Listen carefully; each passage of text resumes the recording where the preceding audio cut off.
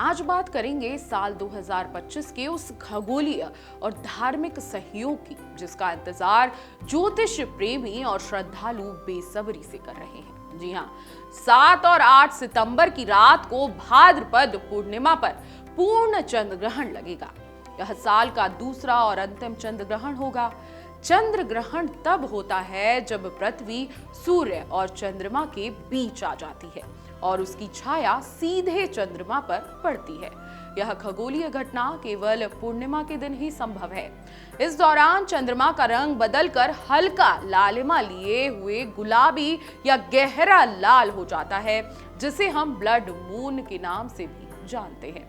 भाद्रपद पूर्णिमा पर लग रहे चंद्र ग्रहण की सबसे बड़ी बात यह है कि यह भारत में पूरी तरह दिखाई देगा। अब चंद्र ग्रहण का समय और अवधि जान लेते हैं ताकि हमें पता चल जाए कि हमें कब कब क्या करना है और क्या क्या सावधानी बरतनी है। ग्रहण 7 सितंबर की रात 9:58 पर शुरू होगा। इसका समापन 8 सितंबर को 1:26 पर होगा। यानी चंद्र ग्रहण की कुल अवधि लगभग 3 घंटे 28 मिनट की होगी। इस दौरान चंद्रमा लालिमा लिए गुलाबी या लाल रंग का दिखाई देगा, जिसे ब्लड मून भी कहा गया है। यह ग्रहण न सिर्फ भारत में बल्कि Asia, Europe, Australia, New Zealand, Africa और अमेरिका के कुछ हिस्सों में भी साफ तौर पर दिखाई देगा। धार्मिक मान्यताओं के अनुसार चंद्र ग्रहण से 9 घंटे पहले सूतक काल शुरू हो जाता है। इस बार सूतक काल 7 सितंबर को दोपहर 12:58 से शुरू होगा और ग्रहण समाप्ति यानी कि 8 सितंबर रात 1:26 पर खत्म होगा। अब सूतक काल में मंदिरों के कपाट बंद रहते हैं। इस बात का विशेष ध्यान रखना है, इसलिए अपने घर में भी पूजा पाठ इस दौरान नहीं करने। जी हाँ, भगवान की मूर्तियों का स्पर्श इस दौरान वर्जित बताया गया है। भोजन पकाना और खाना भी अशुभ माना जाता है। गर्भवती महिलाओं को खास तौर पर सावधानी बरतने की सलाह दी जाती है। भोजन पहले से बना हो तो उसमें तुलसी पत्र डालना बेहद शुभ होता है। इस दौरान नए कार्यों की शुरुआत, यात्रा, विवाह या अन्य मांगलिक कार्य भी वर्जित बताए गए हैं। अब सवाल ये आता है कि ग्रहण काल में क्या करें, तो ध्यान से सुनिए।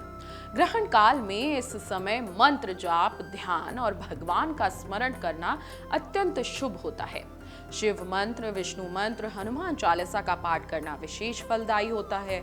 कई लोग इस अवधि में उपवास भी रखते हैं।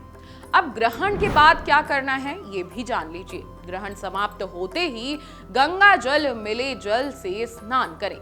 घर और मंदिर में गंगा जल का छिड़काव करें। भगवान की पुनः पूजा करें।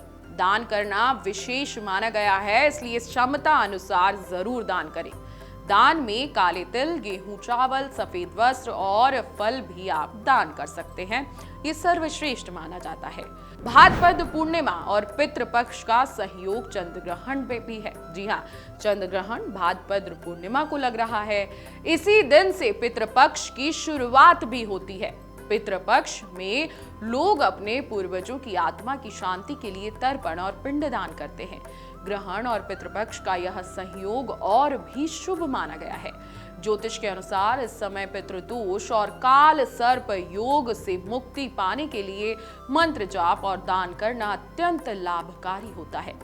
भाद्रपद पूर्णिमा 2025 का यह पूर्ण चंद्र ग्रहण न सिर्फ एक खगोलीय घटना है, बल्कि धार्मिक और आध्यात्मिक दृष्टि से भी बेहद महत्वपूर्ण है। सूतक काल का पालन, मंत्र जाप और ग्रहण के बाद दान पुण्य करने से जीवन में सकारात्मकता आती है और पितरों का आशीर्वाद प्राप्त होता है।